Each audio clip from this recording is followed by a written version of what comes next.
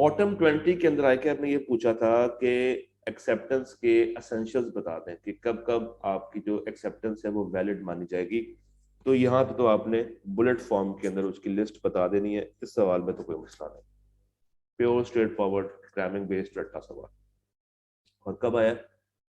तकरीबन पास की अटेम्प्ट में, ऑटम 20। फिर नीचे एक सवाल ये था कि सलमान का बेटा गुम गया था और महमूद जो कि सलमान का बॉडीगार्ड था वो उसके बेटे को ढूंढने चल पड़ा, निकल पड़ा।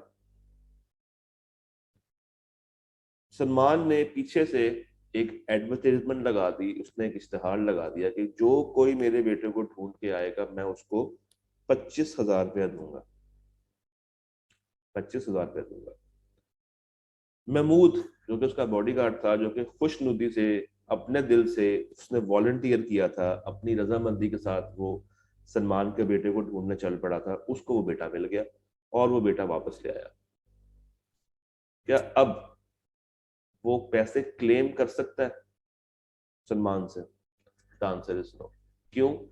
क्योंकि उसने ये एक्ट अपनी खुशनुदी से किया।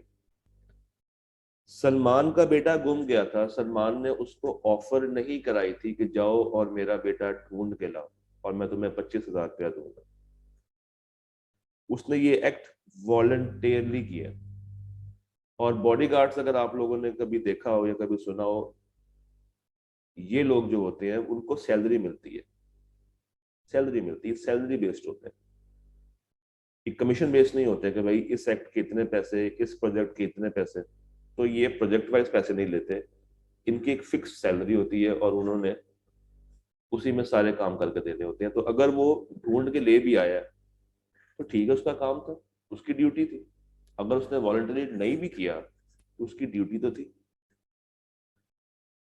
तो ये वाला पॉइंट था जो कि हम लोगों ने देखा। यहाँ पे प्रॉपर ऑफर कम्युनिकेट नहीं थी, यहाँ पे ऑफर प्रॉपरली कम्युनिकेट नहीं थी। तो अगर ऑफर ही नहीं थी तो फिर कॉन्ट्रैक्ट या एग्रीमेंट भी ना हुआ। That was clear. फिर नीचे स्प्रिंग 20 के अंदर बतूल ने ऑफर किया था कि वो अपना फ्लैट बेचेगी 42 लाख रुपीज का साकिब को, और साकिब ने उसकी ऑफर एक्सेप्ट कर ली। और एक्सेप्ट करने के बाद उसको चेक भेजा 15 लाख रुपए का और साथ 24 किस्तें बना दी बाकी पैसों। यानी कि गरीब को लूट लिया। गरीब को चाहिए था 42 लाख और उसने 42 लाख को दो हिस्सों में डिवाइड कर दिया और जो दूसरा हिस्सा है उसको 24 महीनों पे फैला दिया। तो ऑफर थी वन गो पेमेंट 42 लाख की। दूसरी पार्टी ने बीच में कंडीशंस ऐड कर दी। तो हमें ये पता है कि जब दूसरी पार्टी कंडीशंस ऐड कर देती है तो फिर वो वैलिड एक्सेप्टेंस नहीं मानी जाती, वो काउंटर ऑफर बन जाती है। क्या बन जाती है? काउंटर ऑफर बन जाती है। तो यहाँ पे ये कोई वैलिड कॉन्ट्रैक्ट नहीं है। बतूल जिसने 42 लाख का घर बेचना था, अब अगर वो किसी और पार्टी को भी घर बेच दे और सस्ता भी बेच दे तो भी ये जो साकिब है ये कोई हर्जाना क्लेम नहीं कर सकते। क्यों? क्योंकि कॉन्ट्रैक्ट हुआ ही नहीं है। ऑफर दी, काउंटर ऑफर आ गई, बस दैट्स इट। काउंटर ऑफर आने से ओरिजिनल ऑफर भी खत्म हो जाती है। काउंटर ऑफर आने से ओरिजिनल ऑफर खत्म हो जाती है। तो ये कल हम लोगों ने एरियाज कवर किए थे। मुझे बताइए बख्तावर, क्या अब सेकंड वाला क्वेश्चन क्लियर है?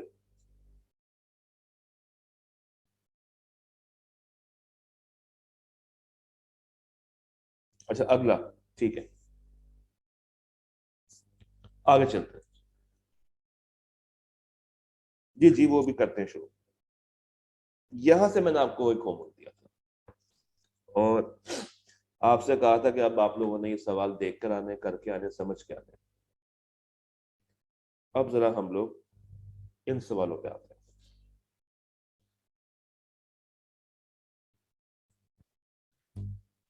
स्प्रिंग 19 को दोबारा से देखेंगे। Ahmed being interested in purchasing Adil's DHA property sent him this letter on 1st March 2019. 1 मार्च 2019 वाले दिन अहमद ने आदिल को एक खत भेजा और खत में लिखा कि आई हैव हर्ड, मैंने सुना है, that you are selling your DHA property. I am very much interested in purchasing it. Will you please consider selling the same to me? What is the highest price you have been offered so far? यहां तक उसने अपने खत का मतलब लिखा कि भाई मैंने सुना है कि तुम अपनी DHA की प्रॉपर्टी बेच रहे हो और मुझे काफी इंटरेस्ट है उस प्रॉपर्टी को परचेज करने में, तो क्या तुम मुझे बताओगे कि अभी तक तुम्हें इसके सबसे ज्यादा पैसे कितने लगे हैं और क्या हिसाब किताब है सारा। मेरा आपसे पहला सवाल है कि क्या ये ऑफर है? इज इट ऑफर और is it invitation to offer? Is it offer? Is it offer? No, it is invitation to offer. तो यहां तक मैं लिख लेता हूं साइड पे कहीं कि ये ऑफर नहीं है जनाब, ये इनविटेशन टू ऑफर है।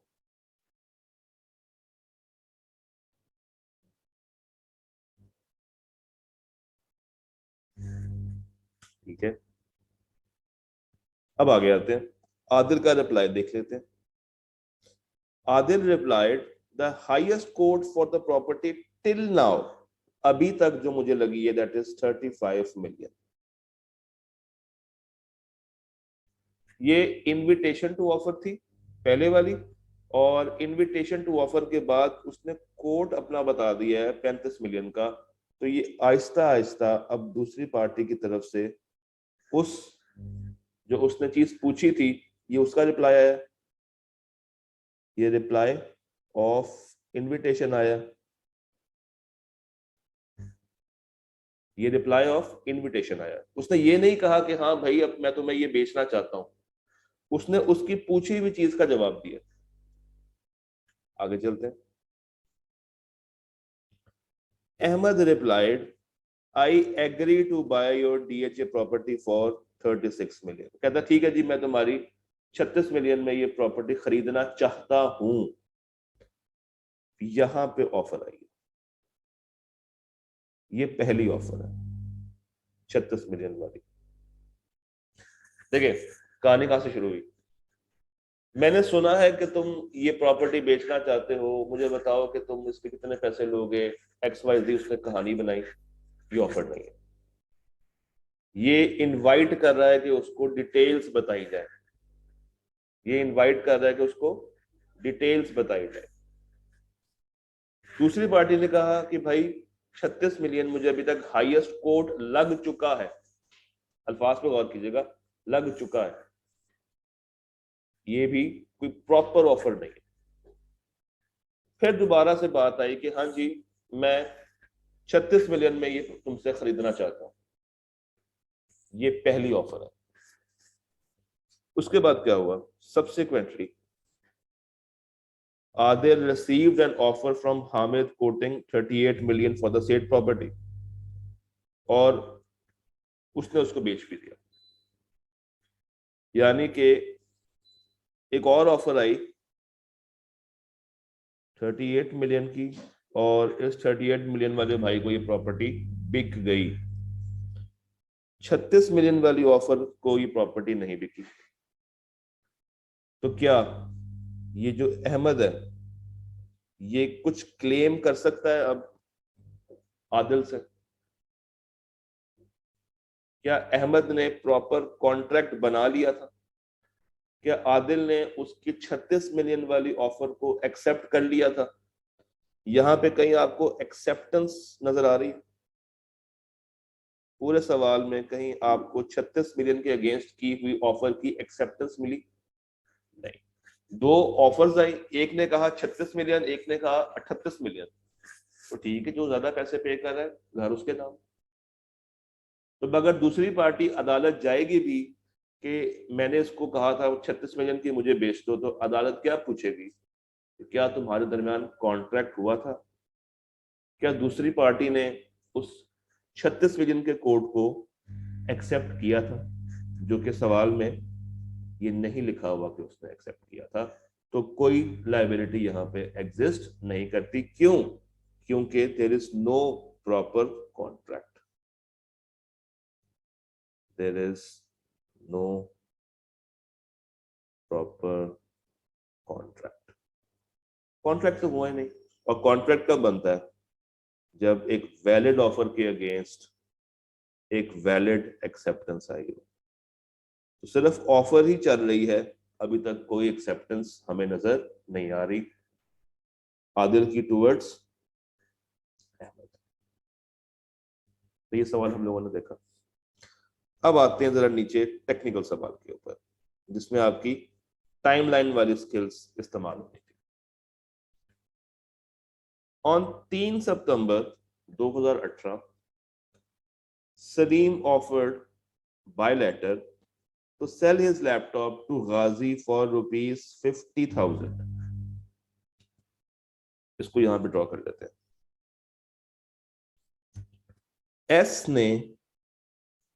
एस ने जी को खत भेजा। कब भेजा? 3 सितंबर।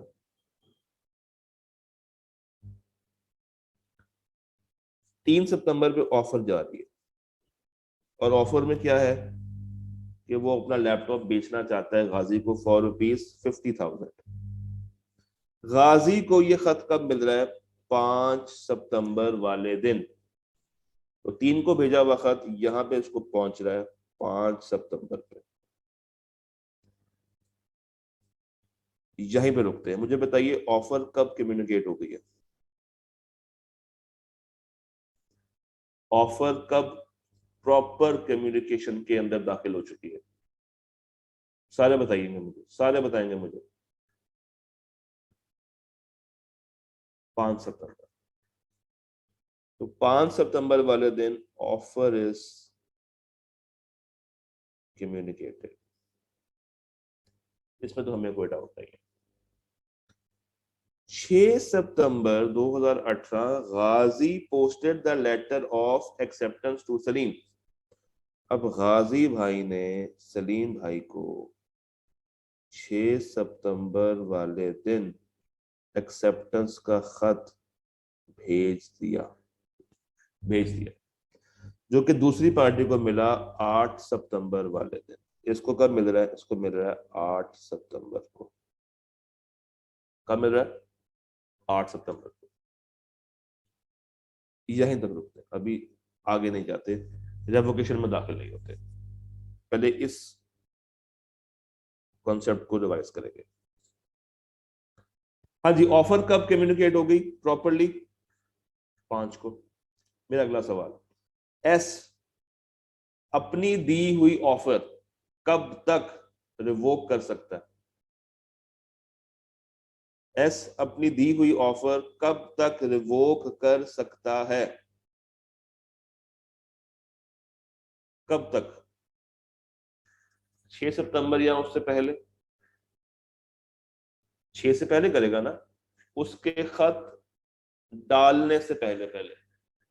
अगर उसने 6 सितंबर शाम 6 बजे खत पोस्ट किया है, तो 6 सितंबर शाम 5:59 तक वो रिवोक कर सकता है। अभी आप सिर्फ डेट का कॉन्सेप्ट देख रहे हैं, इसमें एक टाइम वाला कॉन्सेप्ट भी होता है। जैसे 6 सितंबर को 2 बजे उसने खत पोस्ट ऑफिस में डाल जाके उसको डाल दिया, तो वो 2 तारीख से पहले पहले तक, सॉरी 2 बजे से पहले पहले तक उसको रिवोक कर सकता है। तो यहां पे चूंकि आसान है तो हम कह देते हैं 6 से पहले पहले। अच्छा, मुझे बताइए एक्सेप्टेंस कब कम्युनिकेट हो रही है प्रॉपरली? एक्सेप्टेंस कब प्रॉपर कम्युनिकेशन के अंदर दाखिल हो चुकी है? कब? 5 को, 3 को, 6 को या 8 को? एक्सेप्टेंस कब कम्युनिकेट हो गई है प्रॉपर? 8 तारीख। तो ये 8 तारीख पे एक्सेप्टेंस इज कम्युनिकेटेड।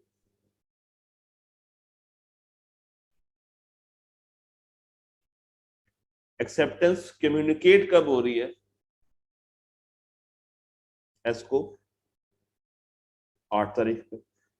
अच्छा, जी ने जब एक्सेप्टेंस का खत डाल दिया बख्तावर, जी भाई ने, ये जो जी वाले भाई हैं, इन्होंने जब एक्सेप्टेंस का खत पोस्ट बॉक्स में जाके डाल दिया, तो जैसे ही उन्होंने खत डाला, मुझे बताइए कौन बाउंड हुआ, कौन बाउंड हो गया?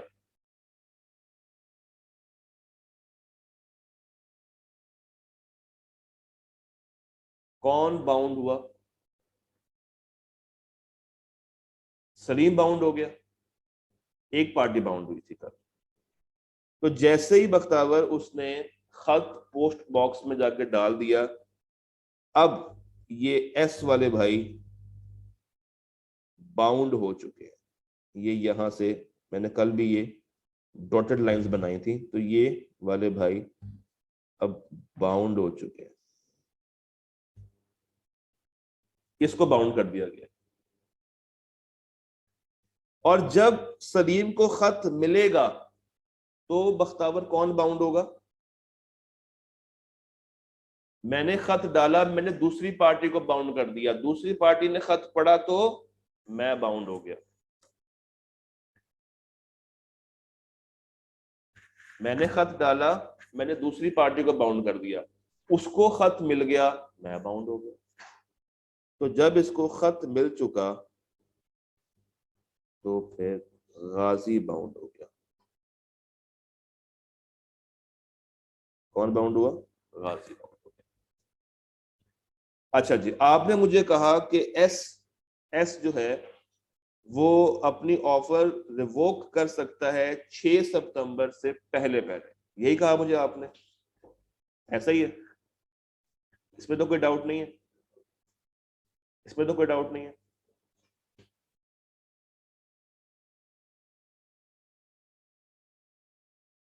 Okay, the question is why is it so? ऐसा क्यों हो रहा है? ऐसा क्यों हुआ? मैंने आपको कल एक बात बताई थी, मैं वो बात आपसे दोबारा से सुनना चाह रहा हूं कि ऐसा क्यों 6 सितंबर से पहले ही क्यों आप रिवोक कर सकते हैं, 6 के बाद क्यों नहीं कर सकते रिवोक?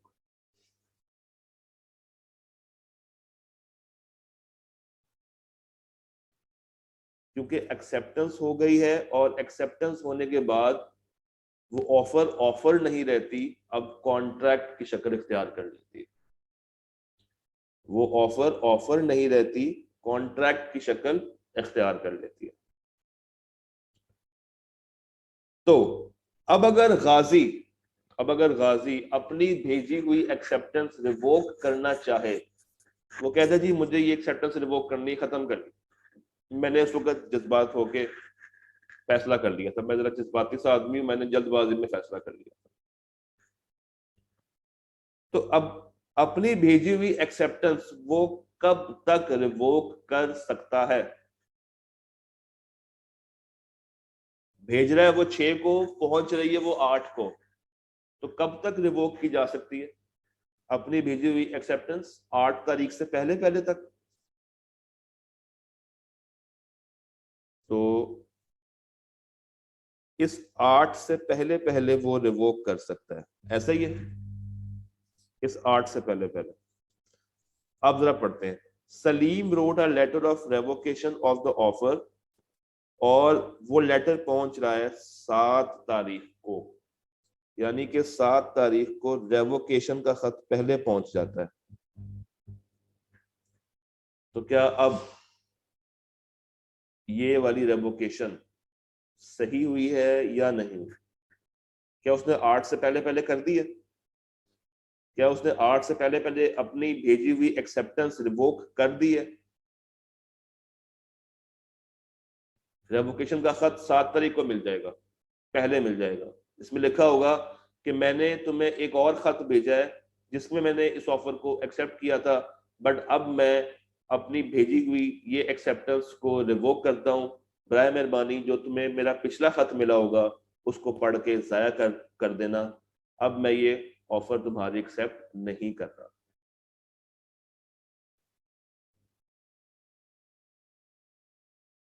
मैं गाजी की बात कर रहा हूँ, मैं इस वक्त गाजी की बात कर रहा हूँ कि अगर गाजी रेवोकेशन का खत भेजे 7 तारीख को, तो क्या वो माना जाएगा? माना जाएगा। अब अगर ये खत सलीम भेज रहा है 7 को, अब अगर ये खत सलीम भेज रहा है 7 को, तो क्या तब माना जाएगा? तब नहीं माना जाएगा, तब नहीं माना जाएगा। क्यों? क्यों? क्योंकि 6 तारीख पे एक्सेप्ट होने के बाद कॉन्ट्रैक्ट बन चुका है सलीम की नजर में, सलीम की नजर में ये कॉन्ट्रैक्ट बन चुका है। क्योंकि जैसे ही उसने खत डाल दिया था 6 को, दूसरी पार्टी क्या हो गई थी? बाउंड। अब बात क्लियर है आप सबको?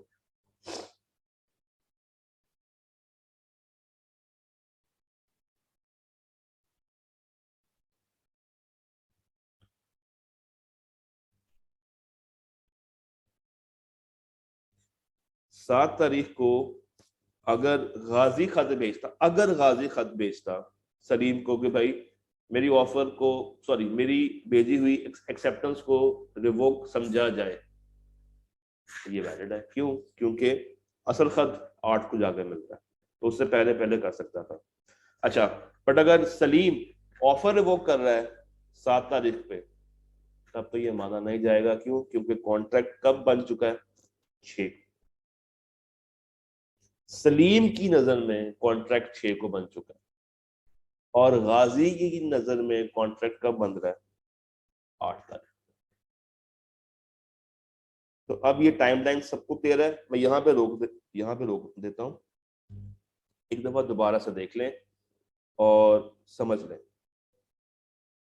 I am giving you a 2 minute room, इसको सुकून के साथ दोबारा से रिवाइज करें।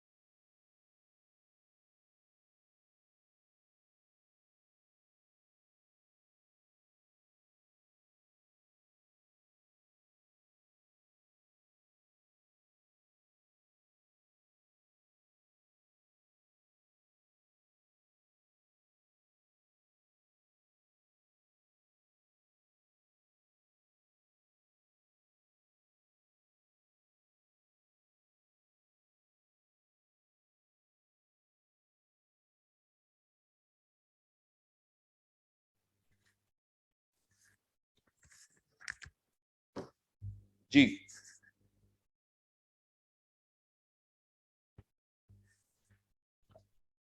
मुझे बताइए यहां तक क्लियर है? अंडरस्टैंडिंग डेवलप हो चुकी है टाइमलाइन की अब प्रॉपरली?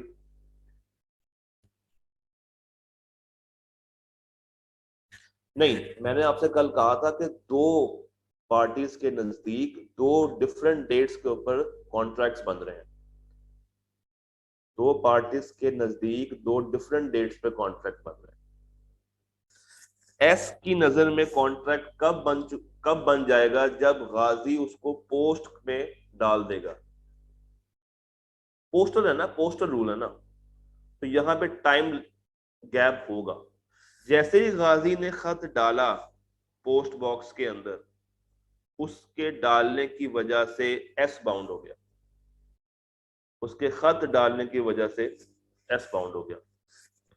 और जैसे ही एस को खत रिसीव हुआ, जैसे ही एस को खत रिसीव हुआ, जी बाउंड हो गया। तो एस के नजदीक कॉन्ट्रैक्ट कब पूरा हो रहा है? 6 को। और जी के नजदीक कॉन्ट्रैक्ट कब पूरा हो रहा है?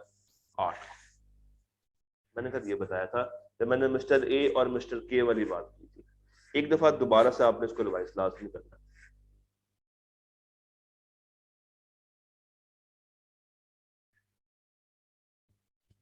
नाउ द क्वेश्चन इज कि सर इसको पेपर में प्रेजेंट कैसे करेंगे? बड़ा अच्छा सवाल है। ये जो टाइमलाइन है ना, ये आपने पेपर में ड्रॉ अगर आप करना चाहें शीट के ऊपर, तो जो बिल्कुल लास्ट पेज होता है ना आंसर शीट का, बिल्कुल आखिरी पेज, वहां पे आप उसको बतौर रफक बना सकते हैं, बट मैं वो भी आपको नहीं कहूंगा करने के लिए। इसको आपने अगर ड्रॉ करना हो तो या क्वेश्चन पेपर पे हल्का सा ड्रॉ करके चेक कर लीजिएगा, या वो जो टेबल होता है ना आई कैप का जिसपे आप पेपर सॉल्व कर रहे होते हैं, उस पे पहले से बहुत सारी लाइनें और वो चीजें लगी होती हैं, तो आप वहां पे उसको हल्का सा ड्रॉ करके देख सकते हैं इस टाइमलाइन को। असल सवाल क्या था? असल सवाल ये टाइमलाइन बनाना नहीं था, असल सवाल ये है कि when the communication of the offer and acceptance and revocation of the offer was complete as against Salim and Ghazi under the above circumstances, तो ऑफर कब पूरी हो रही है? 5 को। एक्सेप्टेंस कब पूरी हो रही है? 8 को। एस कब तक रिवोक कर सकता है? 6 से पहले। और जी कब तक रिवोक कर सकता है? 8 से पहले।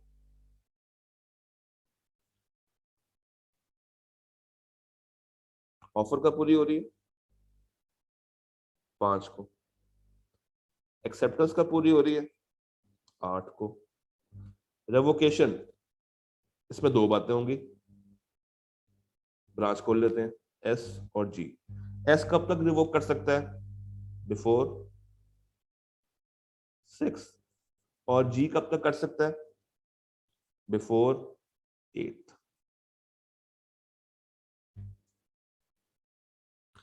Weather a binding contract was created between Salim and Ghazi, हाँ जी, क्या बाइंडिंग कॉन्ट्रैक्ट हो चुका है? बाइंडिंग कॉन्ट्रैक्ट तो हो चुका है, बाइंडिंग कॉन्ट्रैक्ट तो हो चुका है दोनों के अगेंस्ट। डन। तो अब ये प्रैक्टिस से आएगा, अब ये प्रैक्टिस से आएगा। इस तरह का एक और सवाल शायद आपको एग्जाम्पल में भी मिल जाए। एक second, let me cross verify, मुझे याद पड़ रहा है। Yes, yes. चलिए जी, एक और कहानी को सुन देख लेते हैं। Adil offers by letter to sell a van to Kashif for rupees 1 lakh। Adeel offer कर रहा है कि भाई काशिफ, मतलब मैं अपनी वैन बेचूंगा 1 लाख रुपए की, और ये लेटर कब पहुंच रहा है? 8 मार्च को। 8 मार्च को काशिफ ने एक्सेप्ट कर लिया, और 9 मार्च वाले दिन उसने जाके खत डाल दिया, जो कि दूसरी पार्टी को मिल रहा है 11 मार्च को। तो अदील के अगेंस्ट, अदील के अगेंस्ट ऑफर कब पूरी हो रही है? अदील के अगेंस्ट ऑफर कब पूरी हो रही है? 8 मार्च को। 8 मार्च को, ठीक है। कब तक वो रिवोक कर सकता है? 9 मार्च से पहले पहले। और एक्सेप्टेंस कब पूरी हो रही है? 11 मार्च को। एक्सेप्टेंस कब पूरी हो रही है? 11 मार्च को। तो इस तरीके से है। इसी तरह 4 मई, 6 मई, और शायद यहां पे complete,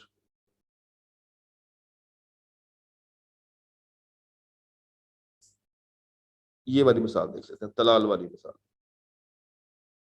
Talal offered by letter on October 1st to sell the goods to Bilal in Multan, और Bilal received the offer on 11 October and gave his acceptance.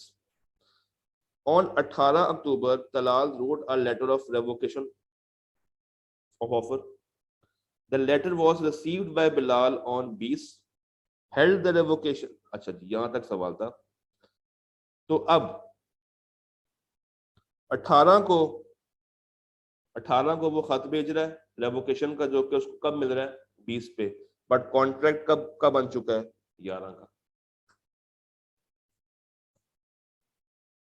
तो अब तो कुछ नहीं किया जा सकता। तो इस तरीके से है, आप इसको टाइमलाइन बना के जब भी सॉल्व करेंगे आपको कोई मसला नहीं आएगा। डन। आगे चलते हैं। ले जी, ऑटम 15 को देख लेते हैं। Murad offered his car to Sanam for rupees 4 lakh. वाह। ऑटम 15 में 4 लाख रुपए की गाड़ी। Good. Sanam accepted the offer and enclosed a pay order of rupees 1.5 lakh with a promise to pay the balance in monthly instalments of rupees 62,500 each. क्या ये सवाल के देखा देखा लग रहा है? क्या इस तरह का सवाल कहीं देखा है? जी बख्तावर, कहीं देखा है इस तरह का सवाल? वलीद?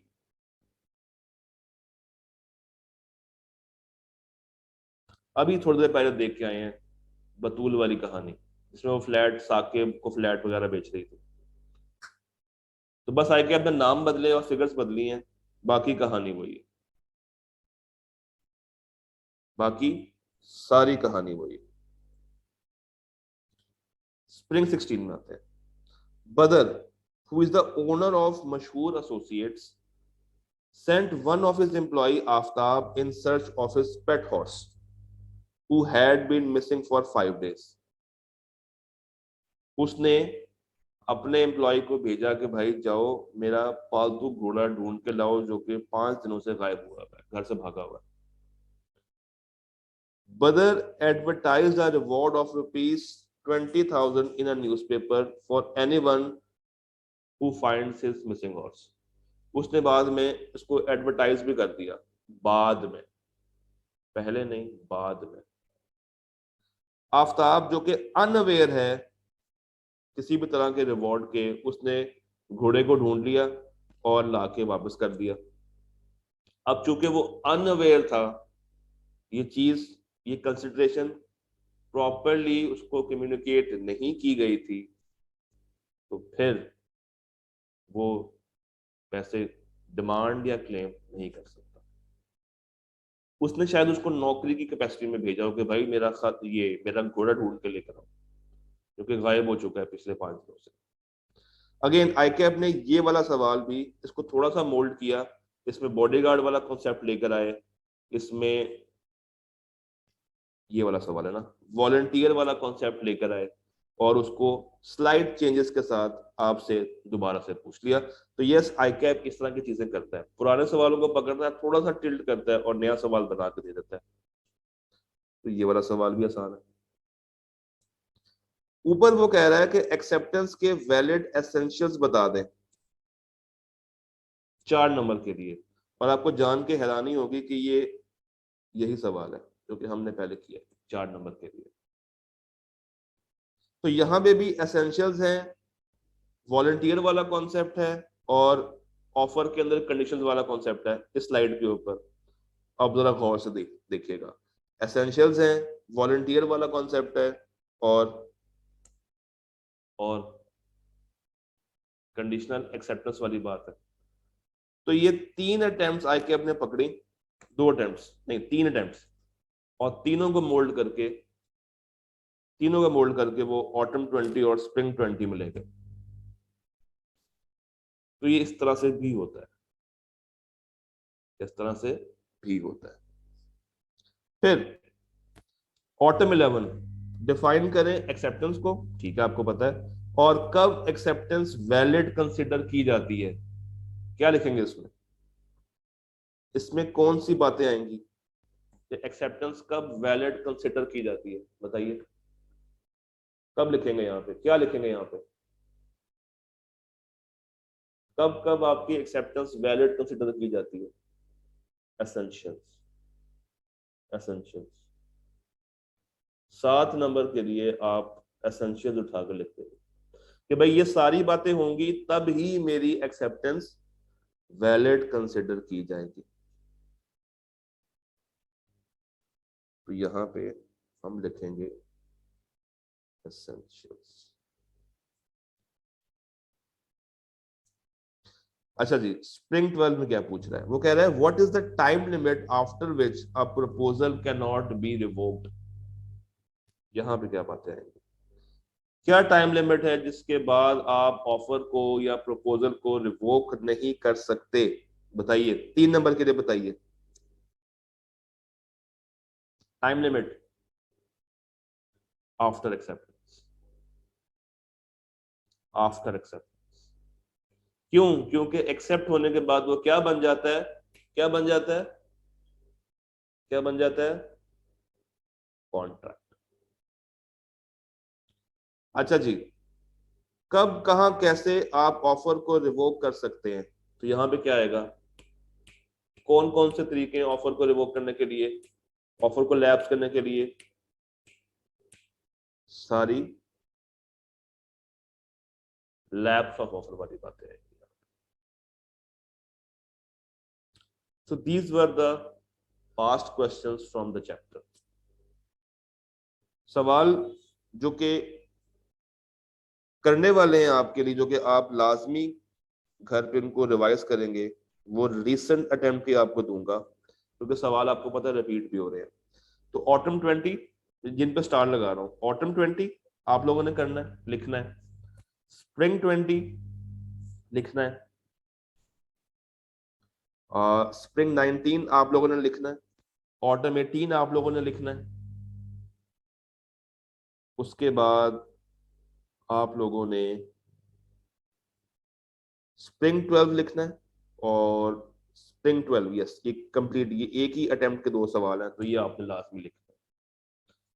जो बाकी हैं वो सारे रिपीट हो रहे हैं, तो रिपीट को बार बार ना कीजिएगा। और ये जो सवाल है ऑटम 18 वाला, ये आपने 2 दफा लिखना है। Done? All set? All clear? कोई सवाल? ऑफर, एक्सेप्टेंस, रेवोकेशन से कोई सवाल? Any question?